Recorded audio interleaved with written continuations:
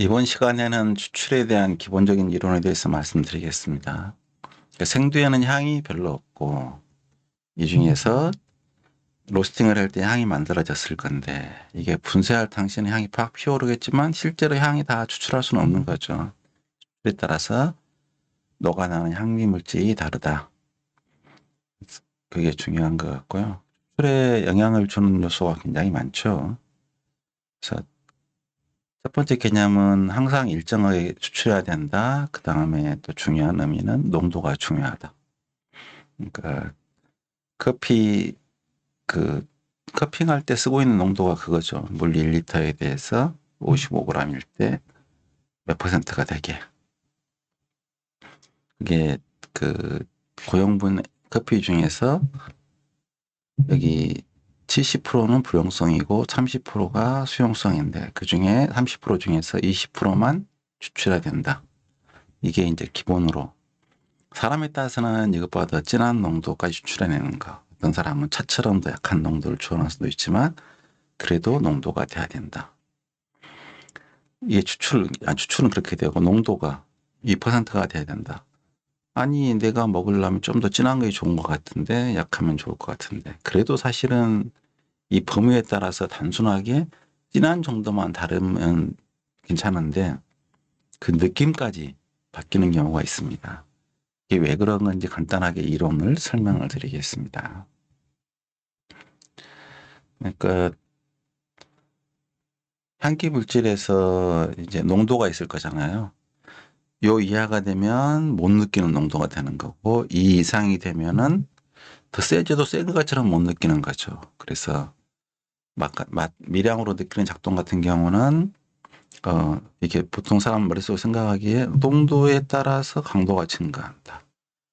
조그마한 농도에서 작은 농도에 느끼던 것은 셀 것이고 양이 많아야 느낀 것은 아무리 양이 증가해도 약할 것이다 생각하고 있는데 그렇지는 않습니다. 요거에 이렇게 더 올라갈 수도 있어요. 실제로는 S자 거부를 그린다. 사람에 따라서 느끼는 정도가 다르지만 어느 정도 사람들이 느끼기 시작한 농도가 있다. 농도에 따라서 강도가 증가한다. 그러다가 점점 농도 대비 강도가 증가하지 않는다. 이렇게 되는 거죠. 그렇게 되면 우리가 적정 농도라고 하는 것은 쓴맛은 과하지 않고 이게 이 농도가 이 진한 쪽으로 가서 그 의미가 퇴색되지 않게 하는 게 중요하죠. 우리가 원하는 것은 쓴맛 성분은 작고 원하는 성분만 강하게 느껴지는 건데 그 농도가 되지는 않겠죠. 추출이 되면은 쓴맛은 아주 강하게 느껴지고 이 농도는 이렇게 가 있으면 그래도 쓴맛도 진하고 좋아하는 맛도 진하고 될 텐데 이것은 진하다고 못 느끼는 거죠. 그러니까 효과가 떨어지는 거죠. 요걸 갖다가 이렇게 낮추면 얘를 낮춰주면 얘를 낮춰주고 그럼 얘가 얘를 낮춰주고 얘가 이렇게 낮춰주는 것이 적정하지. 농도가 너무 진하면 그 역할이 없는 거죠. 그러면 또 너무 약하면 우리가 원하는 것은 커피가 무슨 뭐 타격감 때문에 맛있으면 맛있다는 느낌 때문에 먹는 건데 너무 약하면 그렇게 매력적으로 느끼기 힘들죠. 그러니까 충분한 강도를 유지하면서 좋아하는 맛을 느낀다. 그게 농도에 따라서 이렇게 달라질 수가 있다. 맛성분, 향기 성분이 역치와 포화도가 있어서 역치 이하로 가면 있어도 못 느낀다. 포화도가 되면은 더 진한다고 더 진하게 느끼는 게 아니라 약발이 떨어진다. 효과가 떨어진다. 이것만 이해하시면 어느 정도 이해될 겁니다. 특히 향기 물질 같은 경우가 아까 설명드린 것처럼 이건 이렇게 작은 양으로 느껴. 이건 10배가 돼야 느껴. 또 100배가 돼야 느껴. 1000배가 돼야 느껴. 그러니까 얘는 강도가 1000분의 1일 거야. 이렇게 되면 좋겠는데 그거 아니고요. 향기 물질마다 기울기가 다르다. 기울기가 다르다는 측면이 향기 물질마다 농도에 따라서 강도가 증가하는 기울기가 다르고요. 그렇게 되다 보니까 이렇게 만약에 이게 같은 거라면 A는 진화할 거잖아요. 있어가면은 같은 느낌인데 강도만 약해져야 될 텐데 이렇게 실제로는 역치와 포화도 이런 관계가 있어서 이게 여기에서 봐서는 녹색, 파란색, 빨간색, 노란색 맛이 되지만 이걸 희석해 버리면 빨간색, 노란색, 녹색 맛이 돼버리는 거잖아요. 그래서 이건 조금 극단적으로 제가 강조해서 말한 거지만 실질적으로 이런 비슷한 게 있는 거죠. 그래서 그 커피 같은 경우 향을 좀 분석하기 쉽지 않은 게 여기 주인공이 있어서 센 놈이 있어서 다른 것도 있지만 뭐 다른 거 영향을 안 주고 얘가 주 영향이야. 그러면 농도에 따라서 느낌이 비슷할 텐데 커피는 군웅할 거 이놈도 잘났다 그래, 저놈도 잘났다 그래, 잘났다는 놈이 있고 또 스테이지에 따라서 강도의 변화가 이렇게 되니까 이게 농도에 따라서 단순하게 똑같은 느낌이 약해진 느낌이 아니라 아예 그 느낌까지 바뀔 수 있다. 이런 측면으로 농도와 수율을 이해하면 좋을 것입니다. 쓴맛 같은 경우가 향하고 제일 닮은 건 쓴맛입니다. 쓴맛 같은 경우가 우리 몸의 수용체도 많고 역치도 낮아서 적은 양으로 느끼거든요. 그래서 향도 원하는 건 향이지만 쓴맛은 적당할 때까지는 괜찮은데 너무 지나치면 불쾌감으로 느끼는 거죠. 그래서 쓴맛을 줄이는 게 관건이다. 차 같은 경우도 끝까지 추출하지 않고 어느 순간이 지나면 걸러내잖아요. 쓴맛이 거친 게 아니고 뭐 그렇게 원래 자체가 없다 그러면 뭐 높은 온도로 푹 끓여도 상관없고 오래 끓여도 상관없고 그렇게 떫은 쪽에 있는 불쾌한 쓴맛이 있는 것이라면 미리 더 꺼내야겠죠. 그래서 쓴맛 물질은 정말 후보가 많았는데 카페인도 쓴맛이고 이것도 쓴맛이고 저도 쓴맛이다 했는데 커피에서 가장 결정적인 것은 페닐인데인이다라고 밝혀져 있고요. 쓴맛의 특징에 대해서 쭉 설명했습니다. 그래서 추출 같은 경우는 떫은 맛, 지나친 쓴맛. 그러니까 원리는 그거죠. 향은 휘발되는 물질이고 만물질은 물에 녹는 물질인데 물에 잘 녹으면 당연히 내 혀의 수용체도 잘 오래 달라붙어 있지는 않겠죠. 근데 내 혀에 오래 달라붙어 있어서 오래 남는 거. 다른 느낌은 사라졌는데도 끝에 쓴맛만 남아있다. 이걸 좋아할 수는 없잖아요. 그래서 불에 잘 안 녹는 쓴맛까지 녹아 나올 단계는 좀 지양해야 된다. 그게 기본 이론입니다. 그래서 그 떫은 맛 그럼 대표적인 게 타닌이고 타닌 같은 경우는 자기들끼리 축합하는 능력이 있다. 그래서 시간이 지나면 떫은 감이 홍시가 되듯이 떫은 감은 자기끼리 축합해서 줄어든다. 그러면 우리 도토리 같은 경우는 타닌이 많아서 떫은데 그걸 줄이려면 결국 짜서 전분을 갖다가 얻어서 전분을 자꾸 물에 씻어서 탄닌을 녹여서 제거하는 거죠. 그게 아니면 시간이 지나서 제거해야 되고 근데 우리 몸이 그걸 또 먹어야 되잖아요. 그러니까 단백질을 만들어서 치매 단백질이 그 탄닌 성분과 결합해서 미리서 상쇄되게 합니다. 안 그러면 탄닌이 많이 장에 들어가면 소화효소와 결합을 해서 소화불량을 걸리게 하는 거죠. 여기 설명드린 것처럼 신맛, 쓴맛, 떫은 맛, 구미, 그러면 숙성이 될수록 차를 숙성됐다, 와인이 숙성됐다, 그럼 탄닌 성분이 축합돼서 맛으로 느낄 수 없는 부분, 크기로 같다라는 부분이 굉장히 중요한 역할을 합니다. 추출의 원리 결국 그러면 우리가 이제 맛성분, 그건 물에 녹는 성분이잖아요. 물에 녹으면 물에 잘 안 녹는 불쾌한 탄닌 성분이 페닐인데 이게 나오기 전에 끝내면 되잖아요. 근데 문제가 뭐냐 그러면 향기 물질이 물에 잘 안 녹는 거죠.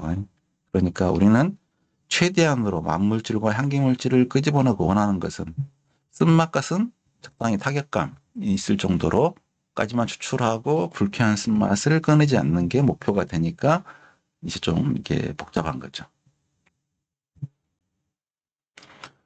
그래서 이걸 확정지어서 뭐 최적 온도, 최적 조건 이걸 확정하기 힘든 게 물질 자체가 어떤 설탕 같은 것은 물에 잘 녹지만 100g, 200g은 녹지만 부연산도 잘 녹고 트리고넬도 잘 녹습니다. 근데 카페인 잘 안 녹고 근데 카페인 정도보다 훨씬 안 녹는 게 많은 거죠.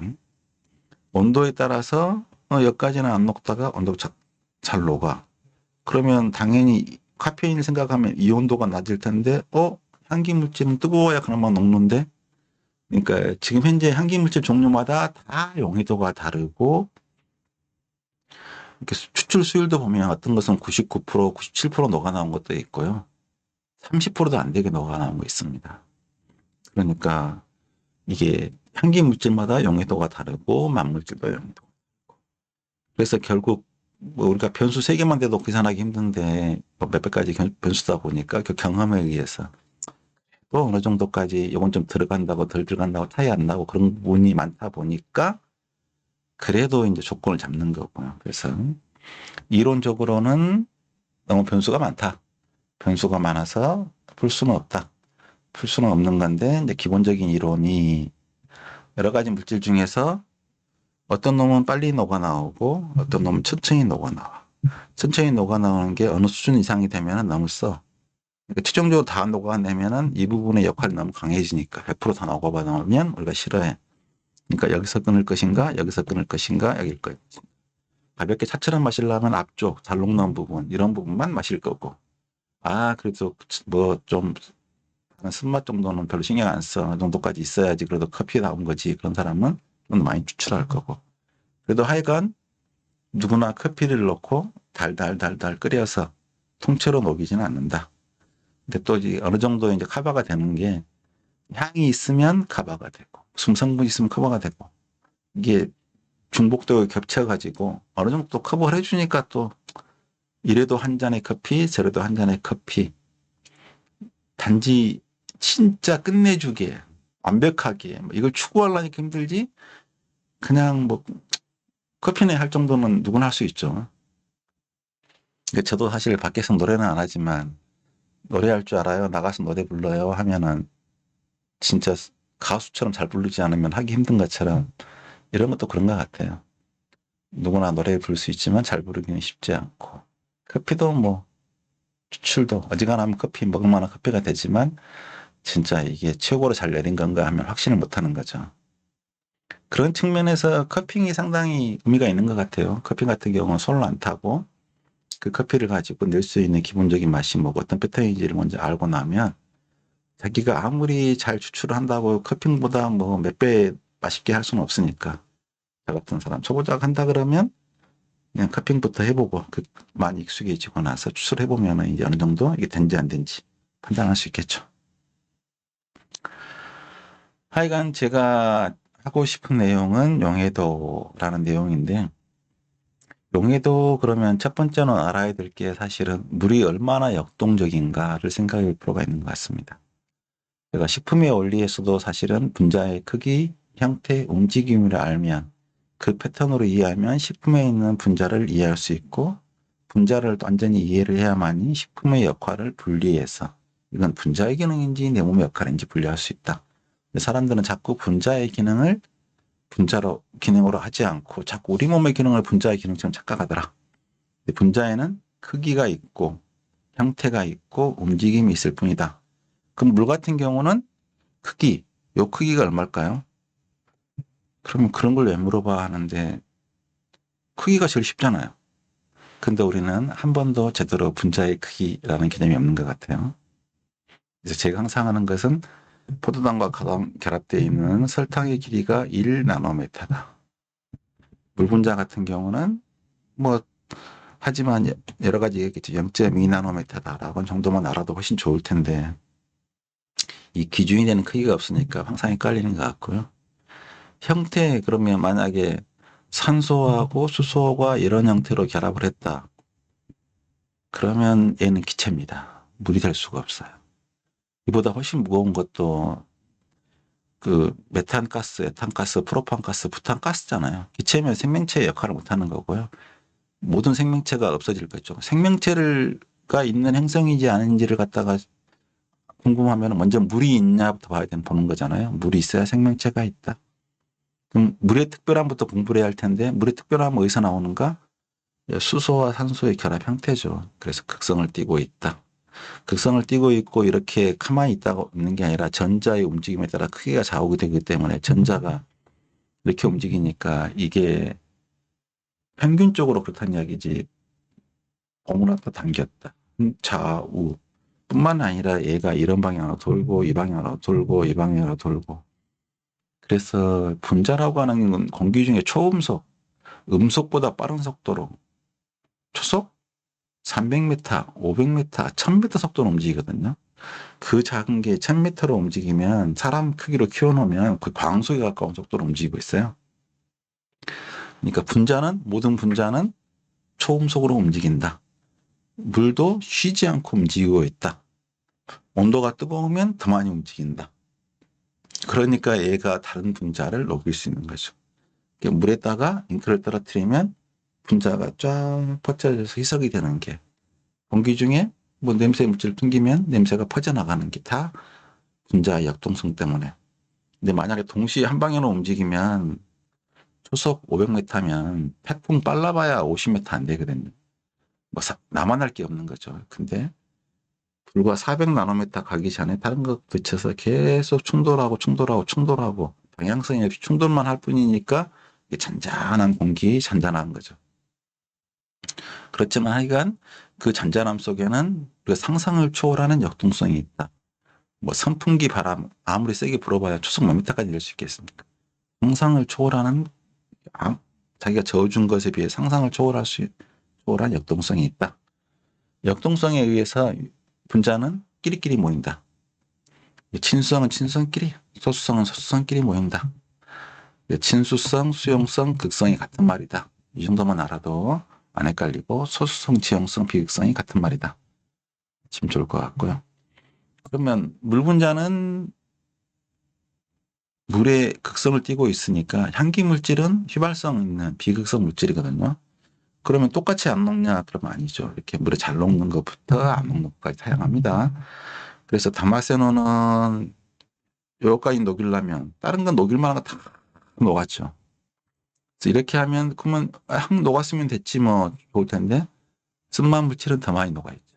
그러니까 그 향기 물질은 보통의 쓴맛, 아주 떫은 쓴맛보다는 녹 같은 거 더 안 녹으니까 감수해야 되는 거죠. 향기 물질이 30% 녹았네. 그럼 이 정도 멈춰야겠다. 다른 향기 물질은 그렇게 녹아놓은 게 많네.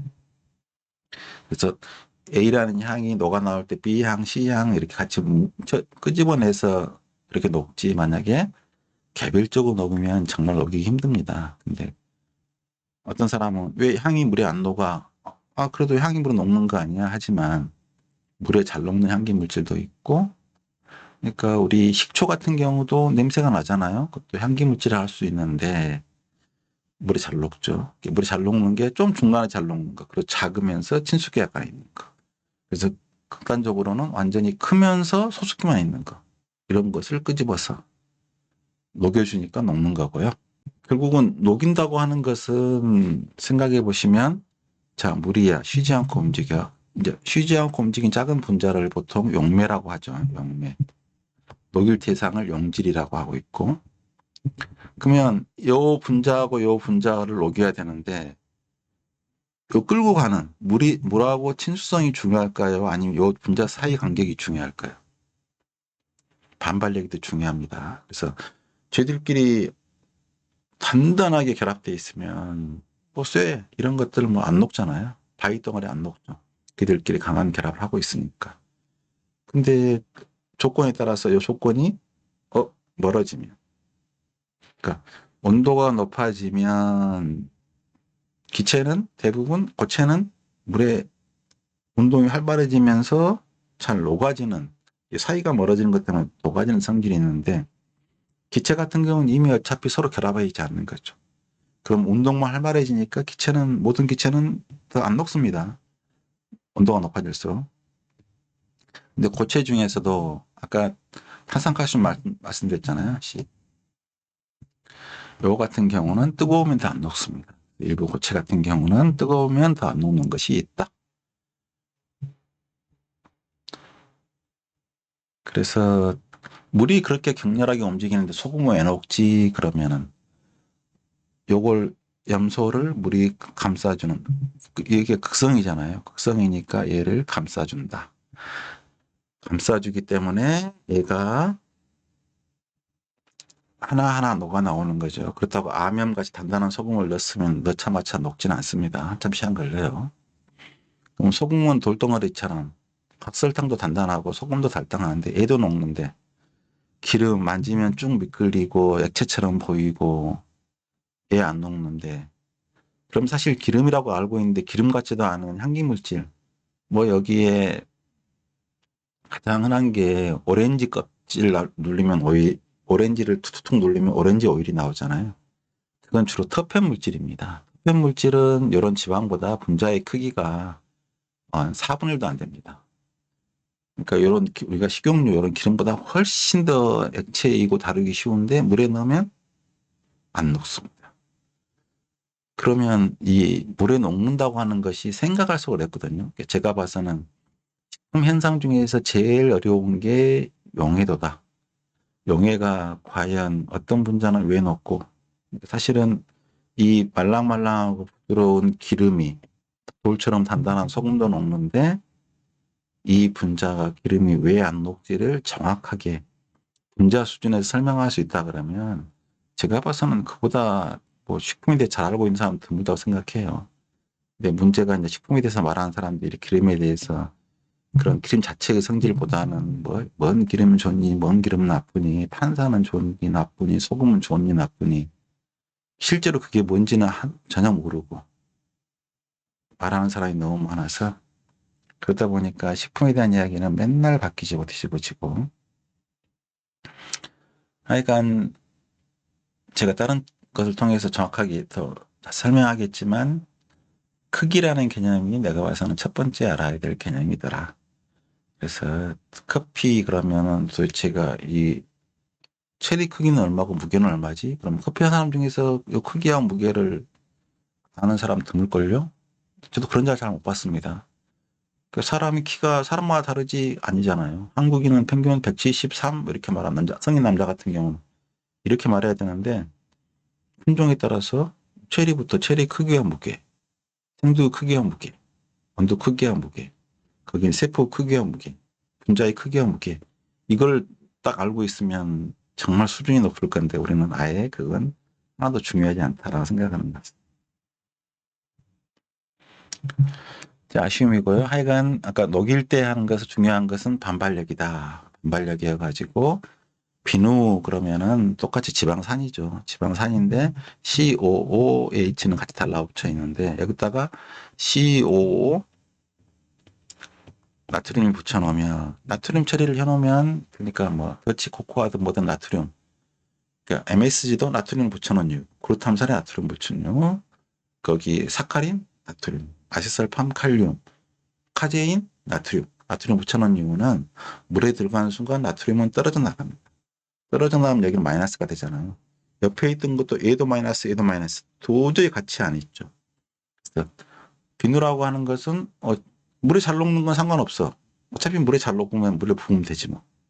근데 물에 안 녹는 게 지용성 물질이잖아요. 지용성 어디에 녹아요? 지방에 녹는 거지 뭐. 지방은 지방끼리 결합을 할 수 있겠는데 어떻게 그걸 떼어내? 마이너스를 띄게 만들어서 서로 떼어내는 게 비누인 거죠. 그래서 마이너스다. 그래서 제가 이제 오미 할 때 신맛을 제일 먼저 쓰면서 산미로에 대해서 하나도 몰랐구나. pH는 환경이구나. 수질할 때 알카리도 pH가 그렇게 중요하고요. pH에 따라 염도가 달라지고 그 다음에 염도가 경도가 중요하다. 모든 유기물 같은 경우는 보통 COO-, H가 많은 경우는 H가 결합한 형태가 되죠. 결합한 형태가 되면 같이 있어도 아무 상관이 없죠. 그래서 용도가 낮아지고요. 만약에 OH가 많다 그러면 여기 H를 다 뺏겨버렸죠. 뺏겨버렸으니까 이 마이너스끼리 있으니까 도저히 같이 있을 수가 없잖아요. N극과 N극을 붙여놓으면 붙여지나요? 그게? 안 붙여지지. 그래서 반발력이 서로 떨어진다. 서로 떨어진 자체가 용해의 기본 조건이다. 이건 알 필요가 있습니다. 그래서 이게 약산, 알칼리, 해리도 이런 내용 써놨고요. 그 다음에 이 더치 코코아. 원래는 이 색깔, 갈색인데 진한 검은색까지 되는 게 알칼리 처리하면 모든 게 용해도가 증가하죠. 색소 같은 경우도 뭉쳐져 있던 게 개별적으로 풀리면서 잘 녹아지니까 색도가 증가하고 용해도가 증가된 상태입니다. 알칼리 처리가. 그래서 이런 용해도 문제는 여기서만 굳이 다룰 게 아니라 여러 군데서 다룰 거라서요. 여기서는 간단하게만 설명드리겠습니다. 단백질 같은 경우 반발력 의미를 나타내는 게 적 같은 경우에다가 이게 산을 집어넣으면 우유에다 산을 집어넣으면 이게 덩어리져 버리잖아요. 커드가. 그래서 산응고라는 게 꽤 많은데 단백질에서는 이건 등전점이 돼서 그러니까 얘가 플러스를 서로 많이 띄고 있거나 마이너스를 띄고 있으면 서로끼리 밀어내고 있기 때문에 물에 밀어넣고 있기 때문에 응집이 되지 않고 따로따로 놓고 있고 그걸 녹아따기는 뭐하고 분산이라고 많이 하는데 등전점이 돼서 반발력이 없으면 서로 달라붙어 버립니다. 달라붙어 버리면 얘가 침전이 되는 거죠. 그래서 이렇게 하고요. 물에서 알칼리도 하고 있는 것은 버퍼 능력이다. 그러면 핵심이 결국 이제 증류수면은 커피가 맛이 없다. 그러면 어느 정도 경도가 있는 게 맛있다 그러면 그 미네랄 때문에 나는 맛이야? 그럼 나중에 미네랄 후첨해 보면 되지. 후첨이 아니고 그 경도가 그 커피 성분의 용해도에 영향을 준다. 그래서 미네랄의 그 용해도에 미치는 현상에 대해서는 가장 나와 있는 게 단백질 같은 경우는 염석, 용해, 그러니까 저농도의 염은 단백질을 잘 녹게 해주고 너무 농도가 진해지면 오히려 걔가 물을 흡수해 가버리니까 용도가 떨어진다라고 돼 있는데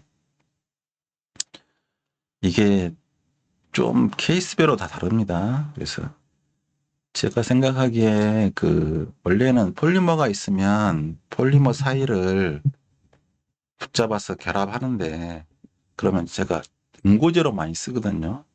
두부 같은 경우 단백질을 응고시켜서 그 응고제로 많이 쓰고 있는데 그 처음에는 제가 이제 칼슘하고 마그네슘 같은 경우가 추출 효율을 높인다고 말했을 때 그게 과연 그런가 했었는데 이게 그렇게 이제 폴리머 상태가 아니고요. 앞서 이제 수질을 설명하고 거기에 있는 미네랄 같은 거 설명을 드렸는데요. 사람들이 결국 이제 좋은 분쇄기를 사서 정교하게 자르고 그런 그 정교하게 자른 거에 대해서 그 원하는 성분을 최대한 녹여내는 게 목표일 텐데 수질이라고 하는 것은 유기물은 들어있으면 안 되고 미네랄이 들어있는 미네랄 중에서 이제 주로 이제 칼슘, 마그네슘 같은 이가 이온이 들어있는 것이 과연 용해에 어떻게 영향을 미치느냐 하는 게 핵심이죠.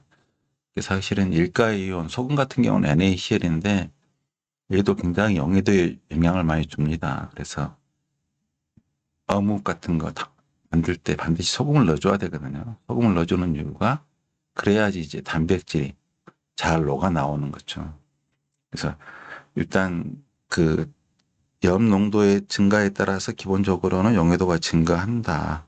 근데 아주 과량일 때는 거꾸로 물을 뺏어버리니까 효과가 줄어들어서 그 용해도가 줄어들어서 오히려 결정화시키는 역할도 하죠. 근데 통상 우리가 쓰고 있는 농도 그 물에 있는 미네랄의 양은 택도 없이 작은 양이고요. 미묘한 영향이죠. 근데 이제 우리 그 입과 코 이런 것들이 뭐 기계 분석도보다 뛰어날 정도로 미량의 양에 대해서 영향을 받고 그게 느껴지니까 이제 그거에 대해 관심을 갖고 있는 거고요.